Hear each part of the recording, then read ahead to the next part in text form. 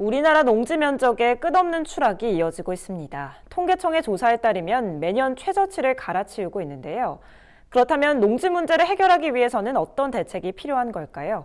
수요기획 식량터전 농지가 사라진다. 그 두 번째 순서로 농지 문제 해결법에 대해 알아봅니다. 강창호 기자입니다.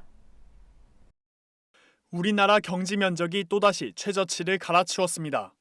통계청이 최근 발표한 2019년 경지 면적 조사 결과에 따르면 지난해 전국 경지 면적은 158만 957헥타르로 2018년 159만 5614헥타르보다 14,657헥타르 감소했습니다. 통계청은 건물 건축 등 농지 전용이 증가하고 있는 점이 경지 면적 감소의 이유라고 설명했습니다. 2019년도 경지 면적은 전년 대비 0.9% 정도 감소를 했는데요. 감소한 주 원인은 특지 개발, 산업단지 개발, 건물 및 공공시설 건축 그 시점이 있었고요. 고령화라든가 유유지가 좀 늘어난 것도 경지 면적 감소에 영향을 미친 것으로 보입니다.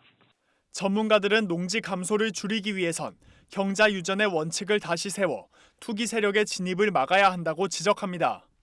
비농업인이 농지를 소유하다 보니 농지 전용이 날이 갈수록 늘고 있다는 이유에서입니다. 이를 위해 농지법에 명의신탁을 처벌하는 항목을 추가해야 한다고 입을 모읍니다. 전문가들은 명의신탁을 처벌하고 경작자인 농민에게 농지 재산권을 우선하도록 개정할 경우 투기 세력의 진입을 막을 수 있다고 조언합니다. 예를 들어서 불법 원인급여로 농지법의 특별 규정을 규정할 수가 있거든요. 그러면 오히려 이제 현재 소유자인 농민의 입장에서는 당연히 상대가 명의 신탁한 거다라는 것을 대놓고 주장을 할 거란 말이에요. 그러면은 앞으로 누가 투기를 하겠어요? 못하죠. 최근에는 국가 차원에서 농지 8만 헥타르를 매입해야 한다는 보고서가 여당 계열 연구소에서 나와 화제를 모았습니다. 더불어민주당 계열 독립 싱크탱크 더미래연구소는 농지 문제를 해결하기 위해 정부가 10년간 8만 헥타르 매입을 추진하고 이후 상황을 고려해 20년간 10만 헥타르를 추가 매입하는 방안을 제시했습니다. 연구소는 매입한 공공농지로 농지 보전의 효과를 얻을 뿐만 아니라 사전적 생산 조정을 통해 쌀 공급 과잉 등의 문제도 함께 해결할 수 있다고 주장했습니다.